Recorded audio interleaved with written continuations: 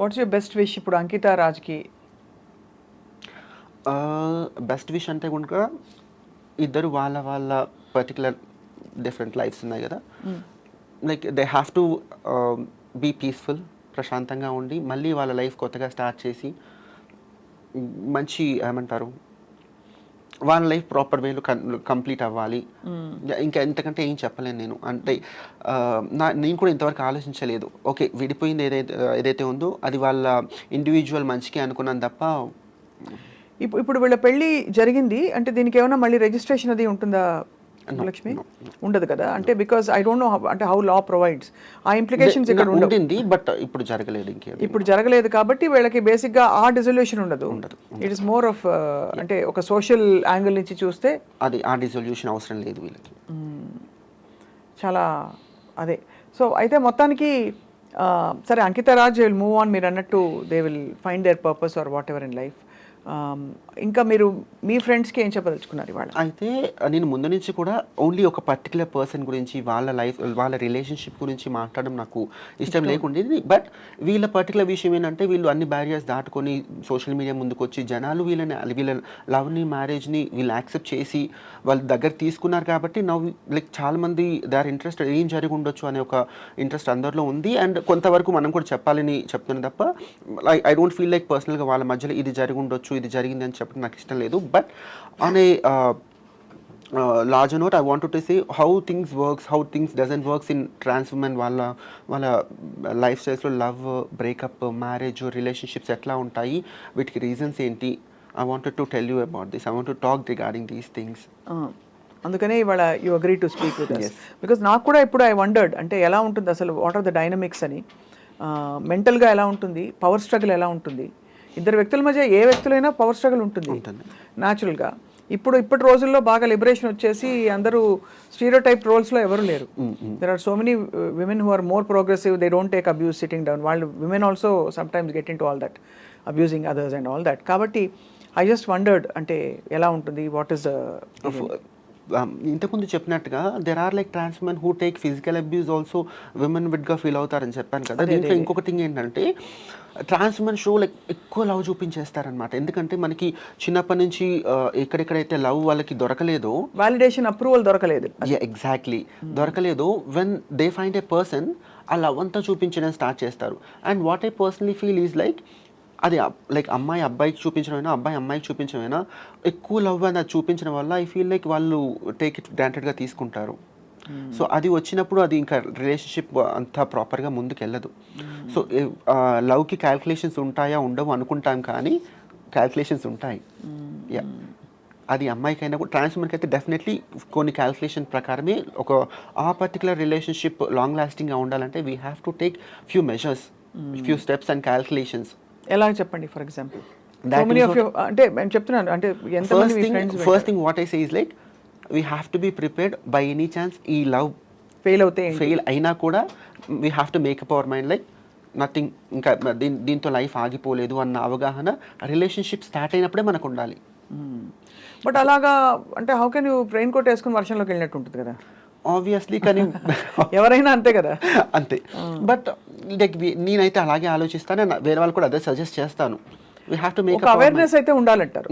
Yeah, by any chance I personally feel things work out అవ్వవు. నేను బేసిక్గా కీడెంచి మేలేంచే పర్సన్ కాబట్టి ఇది వర్కౌట్ అవ్వదేమో అని ఒక చిన్న ఒక కార్నర్కి అది పెట్టుకుంటే తప్పేం లేదండి.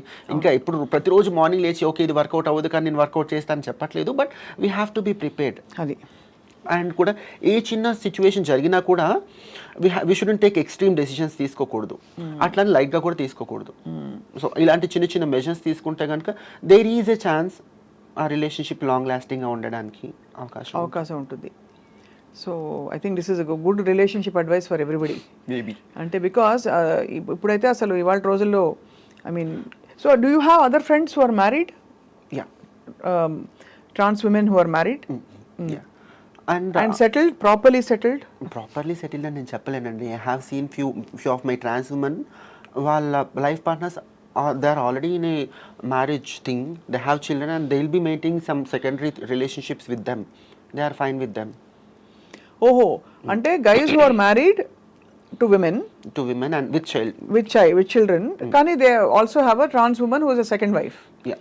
అలాంటి సిచ్యువేషన్స్ చూసారు. అది అంటే ఓపెన్ గా ఉంటారా లేకపోతే? చాలా నాకు తెలిసినంత వరకు 90% ట్రాన్స్ ఉమెన్ ఈ రిలేషన్షిప్స్ ఓపెన్గా ఉండవండి. ఎందుకంటే ఎవరు సొసైటీ Accept అంటే మెన్ ఓపెన్ అప్ అవరా? ట్రాన్స్ ఉమెన్ కి ఏముంది, they will they can open up. వాళ్ళు ఓపెన్ అప్ అవుతారు, లైక్ రెండు వైపులో ఓపెన్ అయితే కదా ఆ రిలేషన్షిప్ లైక్ ఓపెన్గా అని చెప్పగలుగుతాము. సో ట్రాన్స్ ఉమెన్ ఓపెన్ అయినా కూడా అది కమ్యూనిటీ వరకు మాత్రమే ఉంటుంది. So we cannot consider so that. Guys అందరూ దే డోంట్ రివీల్ ఆబ్వియస్లీ. అంటే 2 reasons. ఒకటి అక్కడ భారీ ఉండడం, రెండోది ట్రాన్స్ ఉమెన్ రిలేషన్షిప్స్ అంటే అది ఇంకొక ముద్ర పడుతుందని ఒక ట్రూ. అంతేనా?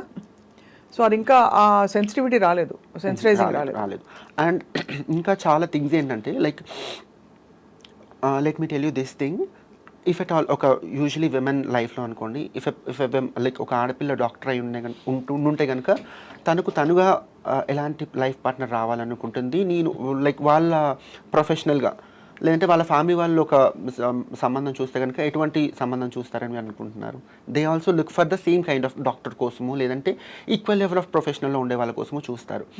కానీ whereas in trans relationship like availability తక్కువ ఉండడం వల్ల what I personally feel is like trans women రిలేషన్షిప్లో ఉండే అబ్బాయిలు కెరియర్ ఓరియంటెడ్గా ఉండరు అని నా పర్సనల్ ఫీలింగ్. ట్రాన్స్ ఉమెన్ రిలేషన్షిప్స్లో తో పాటు ఉండే అబ్బాయిలు ఎందుకంటే వీళ్ళ మీద పడి తినడానిక చాలా వరకు సో దిస్ కమర్షియల్ ఎక్స్‌ప్లాయిటేషన్.